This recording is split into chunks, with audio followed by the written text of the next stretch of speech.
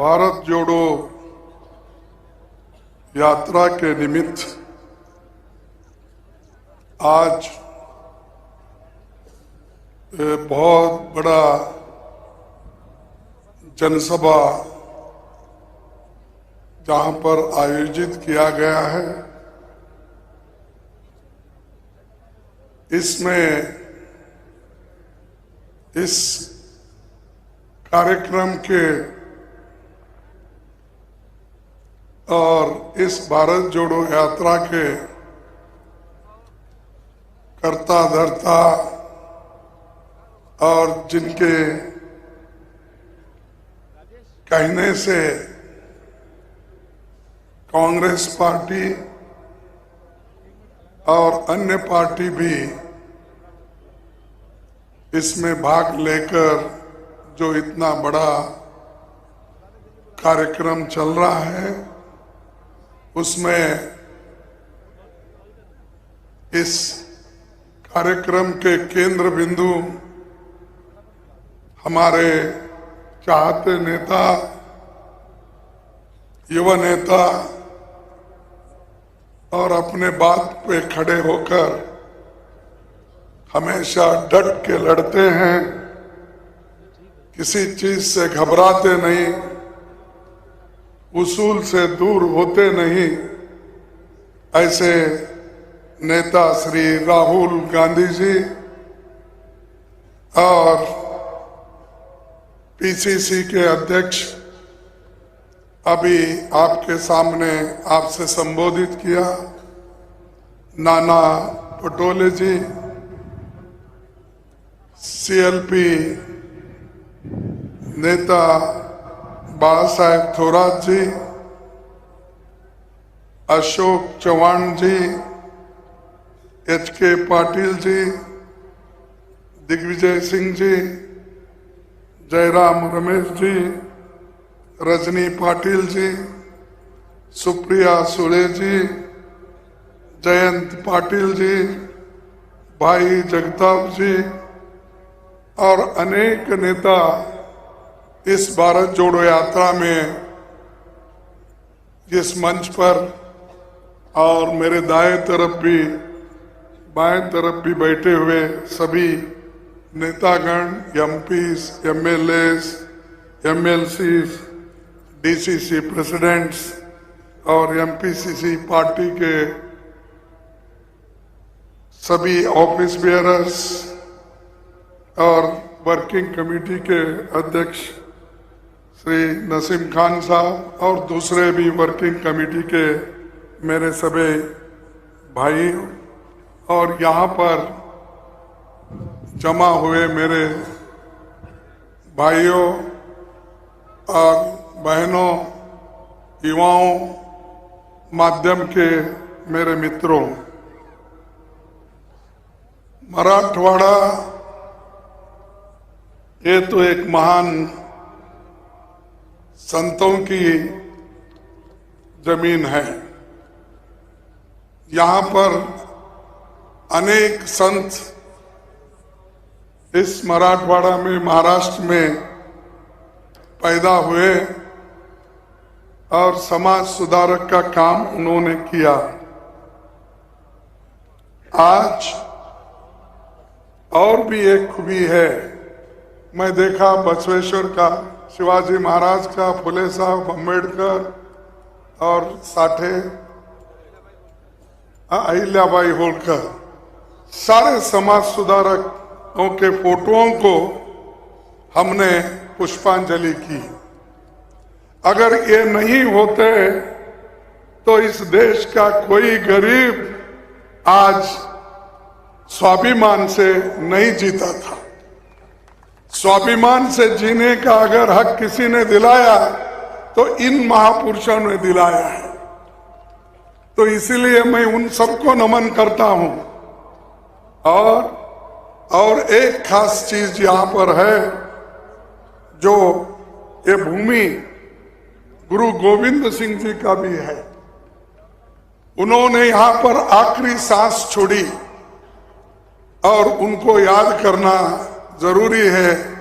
अगर आइंदा अगर कोई ऐसा बड़ा प्रोग्राम होगा उसमें गुरु गोविंद सिंह का भी आप एक तरफ फोटो लगाइए, क्योंकि वो एक लड़ाकू थे और सिखों के आखिरी गुरु थे। इस नांदेड़ के पवित्र भूमि पर उन्होंने यहां आकर थोड़े दिन गुजारे। खैर, उनकी मौत हुई, उसका फिर मैं लोगों को याद दिलाना नहीं चाहता। मैं यही चाहूंगा कि जो लड़ते हैं उनको याद करना हमारा धर्म होता है। और दूसरी चीज, आज राहुल जी, मैं ये लिबरेशन डे 17 सितंबर 1948 को हमको आजादी मिली। सभी देश में सब लोगों को, नाना पटोले को, थोराट साहब को हमसे 1 साल पहले मिली, लेकिन हमको 13 महीने के बाद आजादी मिली। इसीलिए हमारा 75वां साल नेक्स्ट अभी से प्रारंभ होगा। तो ऐसी चीजें हैं। और नांदेड़, यहां से ही फ्रीडम फाइटर्स का एक सेंटर था, जिन्होंने यहां पर आजादी के लिए, लिबरेशन के लिए लड़ा, और उसका स्मारक भी आपने यहां बनाया है। उसको भी मैं नमन करते हुए अपने बात को आपके सामने रखूंगा। और ये खासकर भारत जोड़ो यात्रा क्यों राहुल जी हाथ में लिए? क्योंकि देश में इतनी नफरत फैल रही है और इतना हर जगह झगड़े, हर जगह धर्म में झगड़े, जातियों में झगड़े, और इस देश की संस्कृति को, जो पंडित जवाहरलाल नेहरू जी कहते थे, यूनिटी इन डाइवर्सिटी, अरे विविधता में ही एकता है। और उन्होंने जो कहा वो करके दिखाए। उनके 17 साल के जो अवधि थी, उन्होंने जो हुकूमत की, उस 17 साल में उन्होंने ये बताया कि देश को कैसा एकजुट रख सकते हैं। महात्मा गांधी जी ने बताया, और हमारे मौलाना आजाद ने बताया, जिनके जन्मदिन कल है। तो सरदार वल्लभ भाई पटेल ने बताया। ये सभी नेता लोग जो आजादी दिलाए, देश को एक करके उन्होंने सबको लोकतंत्र का पाठ पढ़ाया। लोकतंत्र के तहत सरकार चलाई, आजादी भी दिलाई, लोकतंत्र भी लाई। और डॉक्टर बाबा साहब अम्बेडकर, जो महान नेता, जिसने दलितों को लिबरेट किया, उसने संविधान लिखा।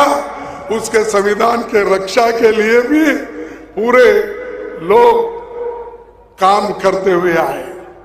और आज संविधान खतरे में है, लोकतंत्र खतरे में है, और युवाओं को कोई नौकरी नहीं। आज युवा डिग्रियां लेके रास्ते पे घूम रहे हैं, उनको कोई नौकरी नहीं मिल रही। लेकिन इससे पहले बीजेपी सरकार ने ये कही, क्या कही, प्रधानमंत्री क्या कहे, हर साल मैं 2 करोड़ नौकरियां दूंगा। अब 9 साल हो चल रहे, कहां है 18 करोड़ नौकरियां? सरकारी जो स्टेट और सेंट्रल गवर्नमेंट में कम से कम 30 लाख वैकेंसीज है। ये अश्योर्ड जॉब्स है और अश्योर्ड जॉब में सबको बहुत से सहूलतें मिलते हैं, लेकिन 30 लाख जो नौकरियां स्टेट गवर्नमेंट में और सेंट्रल में खाली है, वो मोदी जी भर्ती नहीं करने दे रहे। क्यों नहीं करने दे रहे? और परसों मैं टीवी में देखा, पेपर में भी पढ़ा, उसमें क्या था कि उन्होंने 75,000 लोगों को अपॉइंटमेंट्स के, सब अपॉइंटमेंट्स के ये लेटर दे रहे थे। अरे देश में तो 30 लाख नौकरियां खाली है, आप 75,000 वो भी सरकारी नौकरी देकर मैंने इतने नौकरियां दिया, ये कह रहे हो? क्या बात है? आपके 18 करोड़ तो अलग, लेकिन सरकारी नौकरी भी नहीं दे रहे। क्या आप ऐसे लोगों से अपेक्षा कर सकते हैं देश के युवाओं को वो मदद करेंगे? क्या ये आप अपेक्षा कर सकते हैं ये देश को एकजुट रखेंगे? ये नहीं, युवाओं को दिशा भूल कर रहे हैं। इसीलिए राहुल गांधी जी चाहते हैं कि नौजवानों को, युवकों को नौकरी मिले। आज कीमतें बढ़ रही हैं दिन पे दिन। पहले तो मोदी जी बोले, बीजेपी वाले बोले कि भाई मुफ्त में सिलेंडर देंगे, फिर बाद में 400 रुपए की सिलेंडर अब कितनी हो गई? 1100 रुपए। फिर भी चंद लोग मोदी मोदी बोलते, मुझे समझ में नहीं आ रहा। और वो 70 साल में कांग्रेस ने क्या किया, ये बात हमेशा आप सुने होंगे। ये जुमले 9 साल से वो बोलते ही रहते हैं, लेकिन इधर इधर थोड़ा बंद करें, क्योंकि वो कुछ नहीं कर सके। क्या एक डैम नहीं बन सके? लोगों को नौकरी देने के लिए पब्लिक सेक्टर नहीं बन सके? जो पब्लिक सेक्टर पंडित जवाहरलाल नेहरू जी ने बनाया था, वो सब बेच के खा रहे हैं। एयरपोर्ट बेच रहे हैं, पोर्ट बेच रहे हैं, रास्ते बेच रहे हैं, और जो कुछ मिला वो सब कुछ बेचते जा रहे हैं। हम जो कुछ कमाया था ये सब घुमा रहे हैं, बेच रहे हैं, और चंद लोगों के हाथ में संपत्ति जा रही है। इस देश में अमीर अमीर बन रहा है, गरीब गरीब बन रहा है। 1% लोगों की संपत्ति इस देश में 22% है, और 50% लोगों की संपत्ति सिर्फ 13% है। आप देखिए। और एक आदमी, जिस आदमी के पास 10-20 करोड़ रुपए थे, वो आज 2 लाख 4 लाख करोड़ का मालिक हो गया। ये कैसा हो रहा है? तो इसलिए हम चाहते हैं इस देश में संविधान के तहत सरकार चले, लोकतंत्र का हिफाजत हो। इसीलिए तो राहुल गांधी जी अब कम से कम 60 दिन से या 58 दिन से जो उनकी पदयात्रा चल रही है, इसलिए चल रही है कि लोग नफरत जो फैला रहे हैं, लोगों में जो लोगों को बांटने की कोशिश कर रहे हैं, उनको जोड़ने की कोशिश राहुल गांधी जी कर रहे हैं। तो इसलिए ये भारत जोड़ो यात्रा महत्व रखती है। कन्याकुमारी से कश्मीर तक वो चलते जा रहे हैं। कई के लिए टीवी में फोटो लाने के लिए नहीं, या पत्रिका में छपने के लिए नहीं, या बीजेपी के लोग अपना फोटो छपाने के लिए काम करते हैं। जैसा कि अभी पटोले ने बताया कि माँ एक तरफ रहती है तो उनकी सूरत फोटो के तरफ, टीवी के तरफ। तो यह सब जुमलेबाजी, फोटोग्राफी करके लोगों को जो दिशा भूल कर रहे हैं, उसके लिए हम सोचना चाहिए, क्योंकि अगर बाबा साहब बनाए हुए संविधान को आप नहीं बचा सकेंगे तो आप कहीं के भी नहीं रहेंगे, स्वाभिमान से नहीं जिएंगे। आपको freedom of expression, adult franchise, ये किसने दिया? एक जमाने में चंद लोगों को ही वोटिंग पावर था, ब्रिटिशर के जमाने में। खैर निजाम के जमाने में तो वो भी नहीं था। तो जो लोग वोट देते थे, जिसके पास ज्यादा से ज्यादा जमीन हो, इनकम टैक्स पे हो, ऐसे लोगों को वोटिंग की पावर थी। जब बाबा साहब अम्बेडकर ने संविधान बनाया, पंडित जवाहरलाल नेहरू जी के कहने पर उन्होंने अडल्ट फ्रेंचाइज को लाया। आपके पास पैसे हो या ना हो, आप गरीब हो अमीर हो कोई भी हो, सबको बराबरी का हक उन्होंने दिलाया। उसकी हिफाजत के लिए आप लड़ना है, उसके लिए आप काम करना है, किसी और के लिए नहीं। अपने आप को बचाने के लिए या आपको जी तोड़ के काम करना होगा। आज भारत में जो सुधार आप देख रहे हैं, जो हमारे पास बहुत से कॉलेज खुले, engineering college, medical colleges, hospitals, ये किसने किया? अभी हम हमारे अशोक चौहान जी के म्यूजियम में गए थे, उनके पिताजी के नाम से। वो वहां पर एक फोटो उन्होंने बताया, जो एक बहुत बड़ा इरिगेशन प्रोजेक्ट इस एरिया में बनाया गया। उसके वजह से बहुत से तालुका में वहां पर पानी आया और बहुत से लोगों को उसका फायदा हुआ। शुगर फैक्ट्रीज आए, ये सब शुगर फैक्ट्री हो, कोऑपरेटिव सोसाइटीज हो, मिल्क डायरीज हो, ये सब किसने किया? कांग्रेस ने किया। कांग्रेस अगर नहीं होती, ऐसे प्रोजेक्ट कभी आते ही नहीं थे। अगर मोदी जी अपने बार बार ये कहते हैं, ऐसे 10 प्रोजेक्ट बताइए आप 8, 9, 10 साल में, ये नहीं कर सकते। लेकिन सुबह उठते ही हमको गालियां देने का छोड़ते नहीं। गुरु गोविंद सिंह जी ने कहा था, किसी भी इंसान को न तो डराना चाहिए और न ही उसे डरना चाहिए।